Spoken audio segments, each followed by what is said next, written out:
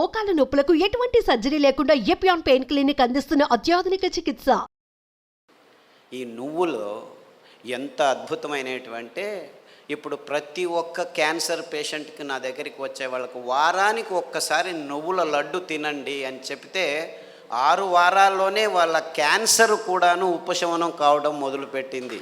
అది ఎన్ని క్యాన్సర్ పేషెంట్లో నాకు లెక్కలేదు. ఇప్పుడు blood cancer, bone cancer, lung cancer, గర్భకోశం క్యాన్సరు, ఈ క్యాన్సరు, ఆ క్యాన్సరు, ఏదేదో పేర్లు 30 రకాల క్యాన్సర్లు పేర్లు పెట్టుకొని ఉన్నారు.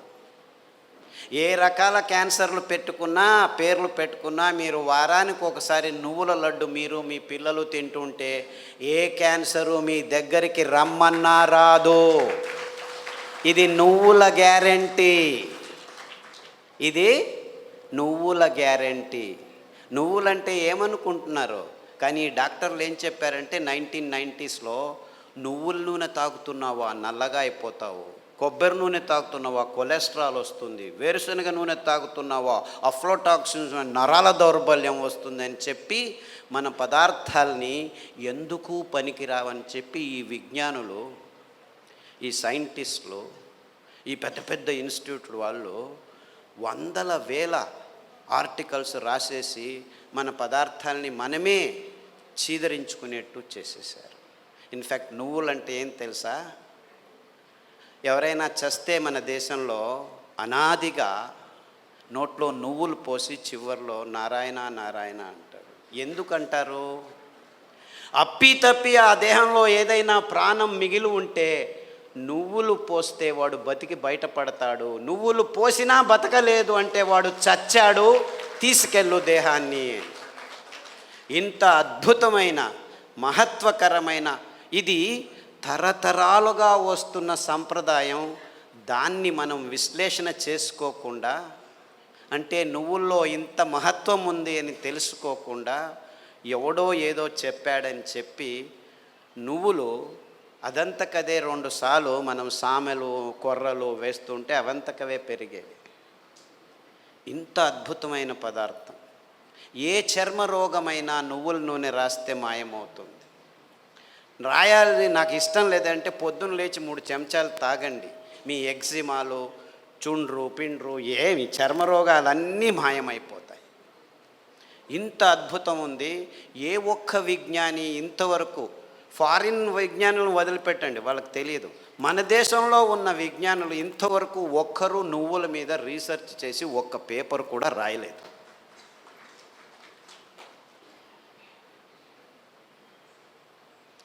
అంటే ఒక్కరు కాదు, వందల వేల మంది మైగ్రేన్ హెడేక్స్ ఉన్న వాళ్ళు ఈ నువ్వుల్ని, ఇంకా నేనేమి చెప్పట్లేదు మీకు, వరి నువ్వుల గురించే చెప్తున్నాను.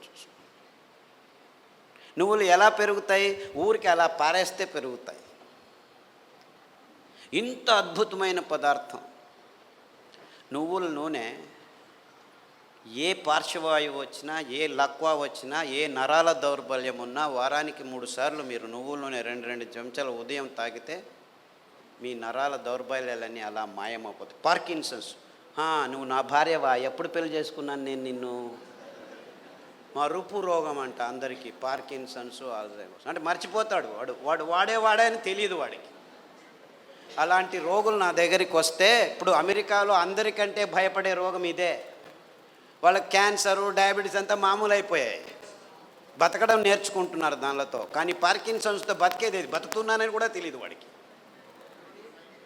ఇలాంటి భయంకరమైన రోగాలు వస్తే 1 వారం కొబ్బరి నూనె, 1 వారం నువ్వుల నూనె, 1 వారం వెర్రి నువ్వుల నూనె అని ఇంకొకటి ఉంది. వెర్రి నువ్వులు అని తెలుసా? దానికి పేరు ఎందుకు పెట్టారు వెర్రి నువ్వులని? నీకు వెర్రి ఉంటే ఈ నువ్వుల నూనె తాగితే వెర్రి కూడా బాగైపోతుంది. I'm not joking, I'm very serious.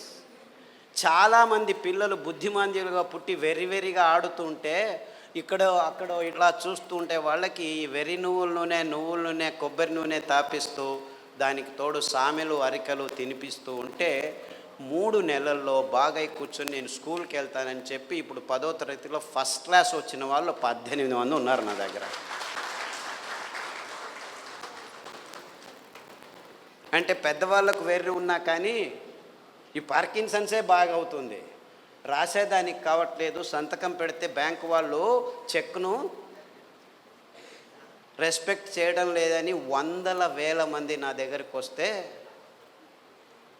వందల వేల మంది, ఒకరు ఇద్దరు కాదు, ఈ అరికలు సామెలు కొర్రలు తినిపిస్తూ ఈ నువ్వుల నూనె, వెర్రి నువ్వుల నూనె, కొబ్బరి నూనె వారం వారం మార్చి మార్చి తాపిస్తూ పసుపు కషాయం, జీలకర్ర కషాయం, శుంఠి కషాయం తాగిస్తే 3 నెలల్లో సైన్లు చేస్తుంటే చాలా బాగుంది, ఎలా తయారయ్యారు మీరు అని బ్యాంకు వాళ్ళు అడుగుతున్నారట. అంతకుముందు నోటరీ సర్టిఫికెట్ని తీసుకోవాలి, ఈవిడే సైన్ చేస్తుంది కానీ సైన్ చేయలేకపోతుంది, డాక్టర్ సర్టిఫికెట్ తీసుకోవచ్చు. ఇలాంటి కేసులు వందలు ఉన్నాయి. కారు నడుపుతూ ఇప్పుడు హ్యాపీగా వెళ్తున్నారు 70 years పార్కిన్సన్స్ డిసీజ్ వాళ్ళు. అంటే నేను క్యాన్సర్ గురించి చెప్పట్లేదు, that is such a silly problem, such a silly. మొన్న HIV పేషెంట్లని చాలామంది నా దగ్గరకు వస్తున్నారు, ఫోన్లోనే వస్తారు, రారు కూడా. నాకు ఇలా ప్రాబ్లం ఉంది, ఏం ప్రాబ్లం లేదు నాయనా, నా దగ్గర రానే అవసరం లేదు, నేను చస్తున్నాను, పేషెంట్లు చూడలేక, అక్కడే ఉండు, ఫోన్లోనే చెప్తాను, ఈత ఆకు కషాయం, బిల్వాకు కషాయం, గరిక ఆకు కషాయం, బిల్వాకు అంటే మారేడాకు అంటారు, కషాయాలు తాగండి. దానికి తోడు వేరుశనగ నూనె, వేరుశనగ ఆ గులాబీ రంగు చిప్పలో రెస్వెరట్రాల్ అని ఒక అద్భుతమైన పదార్థం ఉంది, ఇంకెక్కడా లేదు ప్రపంచంలో. ఆ వేరుశనగ చిప్ప, ఆ గులాబీ రంగు ఉఫ్ అని ఊపేసి లోపలికి తింటామా, అది మందు, ఇది రోగం.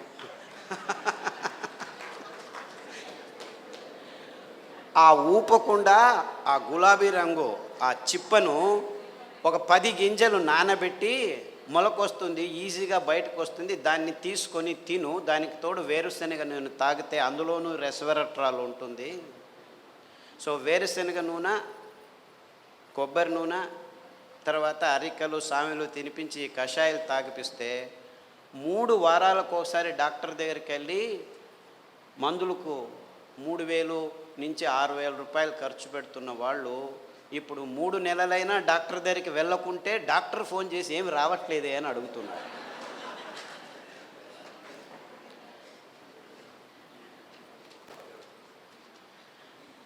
అంటే ఆ ఈత ఆకులో, ఆ మారేడు ఆకులో, ఆ గరికలో ఎంత అద్భుతమైన విషయాలు ఉన్నాయని ఎవరూ చెప్పేదానికి ముందుకు రావట్లేదు. వందల మంది.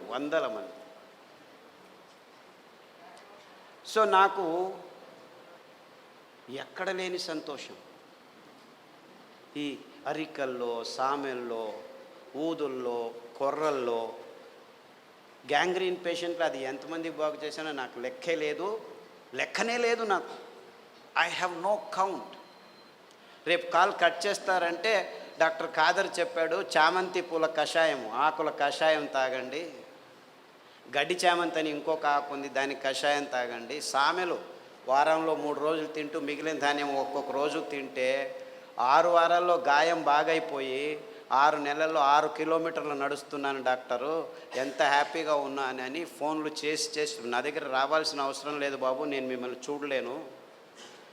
ఫస్ట్లో 100 మందికి నేనే గాయం బాగు చేసి క్లీన్ చేసి అంతా చేసి బాగు చేసి, ఇప్పుడు నా దగ్గర రావద్దండి మీరే చేసుకోండి అని చెప్పేసి ఫోన్లలోనూ యూట్యూబ్లోనూ పుస్తకాల్లోనూ రాసేస్తే ఇప్పుడు ప్రతిరోజు ఇంకా ఫోన్లు బాగలేదని చెప్పి ఫేస్బుక్లో వాళ్ళే రాసుకుంటాను, వీడికి ఎందుకు చెప్పడం అనవసరం అని.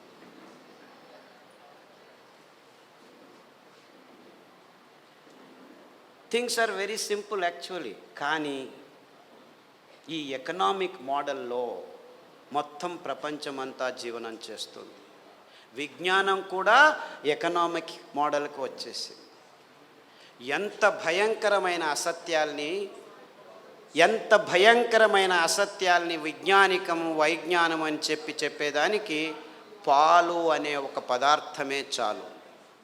పాలంటే ఏమిటి? ప్లాస్టిక్ సంచుల్లో 10 రోజులు కోల్డ్ రూమ్లో పెట్టి హోమోజినైజ్ చేసి పాశ్చరైజ్ చేసి